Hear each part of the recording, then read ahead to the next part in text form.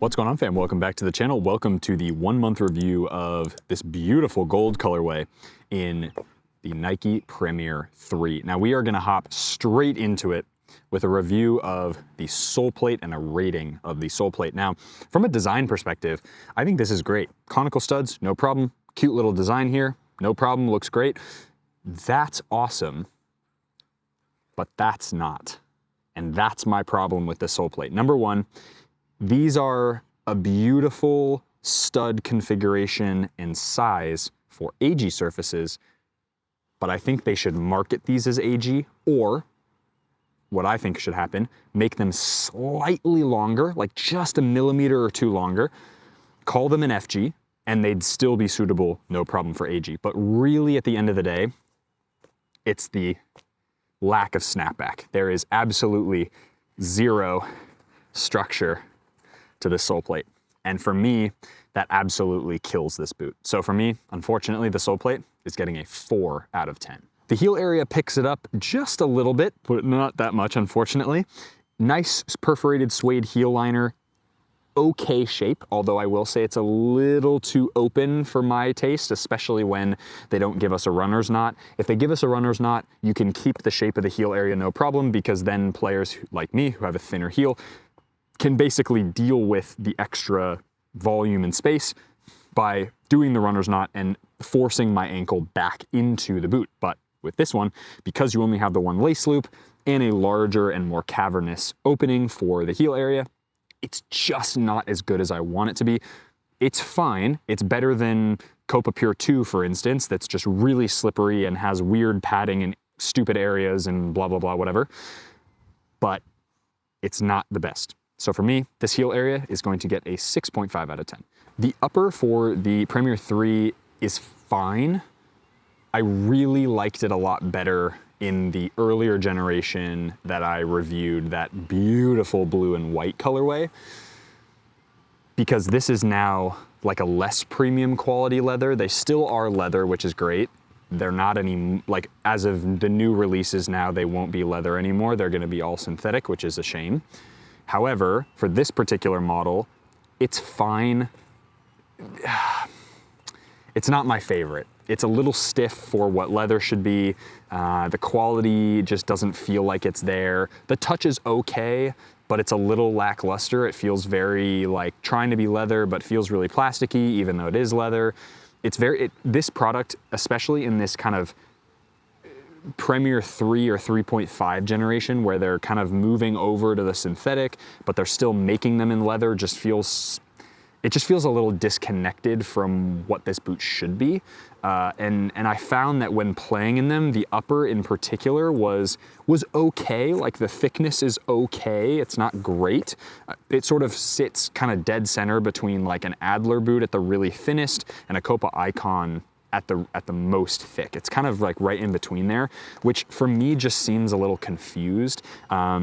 It's about the same, maybe a little bit thicker than Tiempo 9 for those of you who wore Tiempo 9. So it's a little bit thicker than that, but the leather's not even close to the feeling of Tiempo 9. And that's where I'm kind of like, it just doesn't do it for me.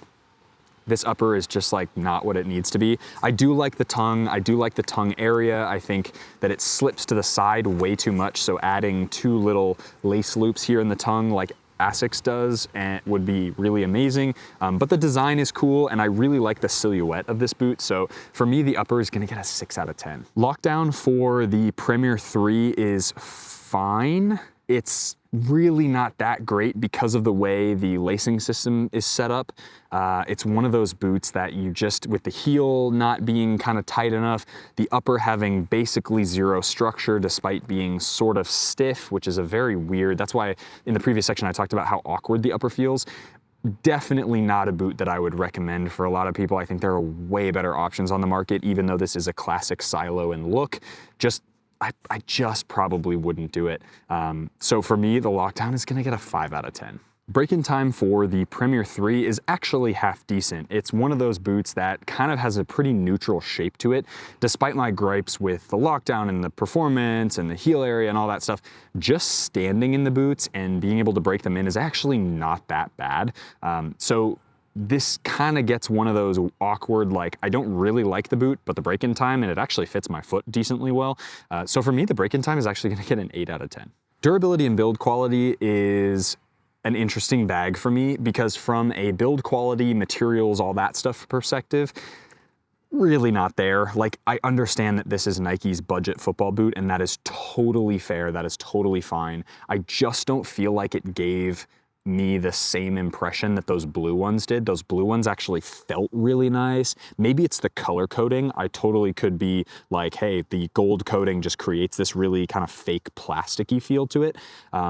Outside of that though, I really do feel like the materials that they used are just a little bit lackluster. I think they absolutely missed the mark with this Soulplate, despite it being like a nice design for most ground types, if you will, other than SG obviously. But from a durability perspective, it's actually quite good. I haven't had any issues. Obviously, there's scuff marks all over the upper from both the natural grass staining and the artificial ground staining that just happens when you wear your football boots. So it's kind of a mixed bag for me because of the quality materials and stuff. And again, I'm not necessarily knocking people who buy this because it's a budget option and it fits them. Amazing. But this has to compare with the competition, which we'll talk about in a second, which is way out of this boot's league now.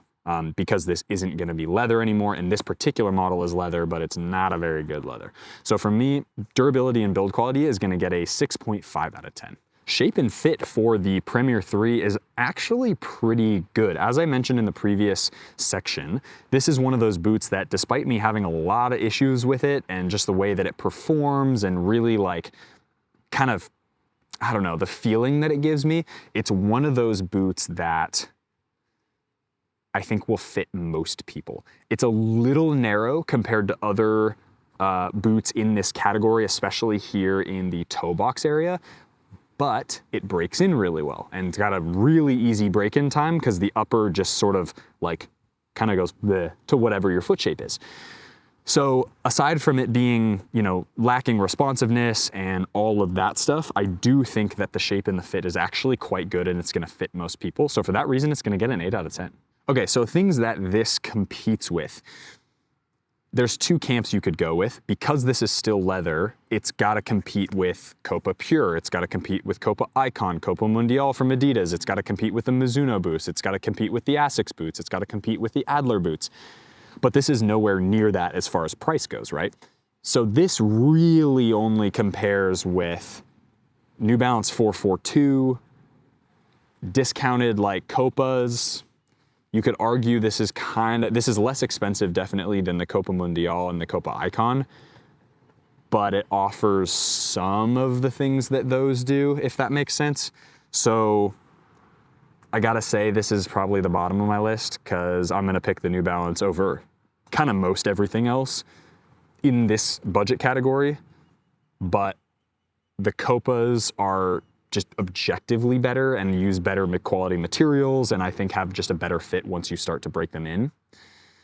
So yeah, unfortunately, bottom of the list for me. All right, performance rating. This is gonna be a pretty bad one, just because the performance of this boot just isn't up to par with what I am looking for in a football boot from a lockdown, from a responsiveness of the sole plate perspective, despite the stud pattern being actually pretty good. It's just one of those boots that I really wanna like and I really wanna enjoy and I really wanna play in just for like pickup sessions and hangouts and whatever.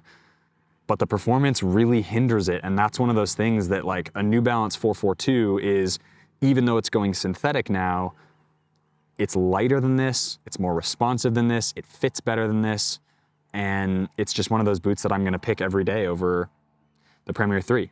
And despite this having an awesome design, it's just not one of those boots that I'm gonna pick on a regular basis. So unfortunately for me, the performance rating is a 5 out of 10. All right, overall rating for the Nike Premier 3 in this gold colorway. I really like the way these look. I think the designs on the heel area and the sole plate and just the general kind of tongue design, the fact that you can cut it off to make it look a little bit more new agey if you want, is really cool. It's a really good concept, but I think the execution of this particular colorway in this particular model, maybe this is like the 3.5 or whatever, is just not it for me. And I think overall this boot provides a lot for a lot of people because of the price point, but I think there are boots that are way better than this. And I think you can buy, if you're creative and you're okay with buying something that's a little bit older, I think you can find other stuff that is far better than this for the same price or even less, especially if you look at colorways that are a little bit less desirable. So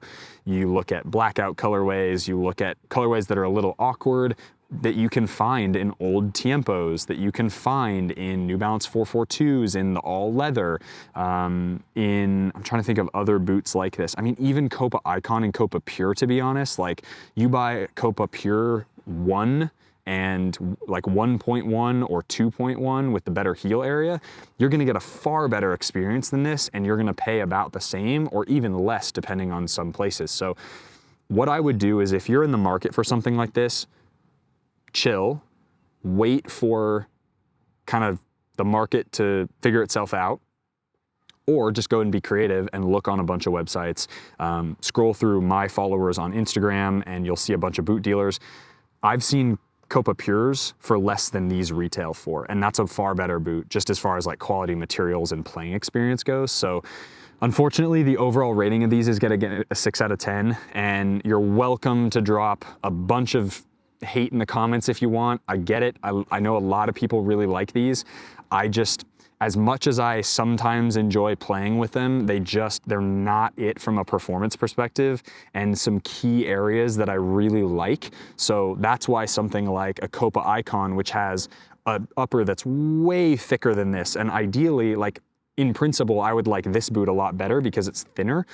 But in key areas like the lockdown of the lacing system, the sole plate, and the responsiveness and the heel area are kind of the big three that really make a boot, even despite the Copa Icon being, let's say, a little more old-timey, or it feels a little bit more kind of 20 years ago, you're getting a way better playing experience from an actual performance perspective than these.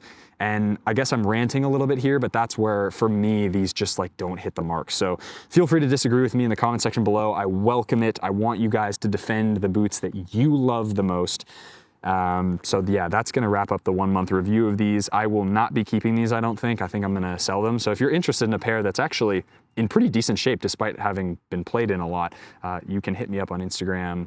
By the time this video goes live, these probably will already be sold, but you can DM me anyway at noah.cavanaugh. Make sure you go follow me on Instagram as well. If you guys are interested in the pair of socks that I'm wearing in today's video, I absolutely love WeFoot grip socks. As you guys know, they've hooked us up with 20% off. Use code NOAH20 in checkout, or you can go and click the link in the discount code below.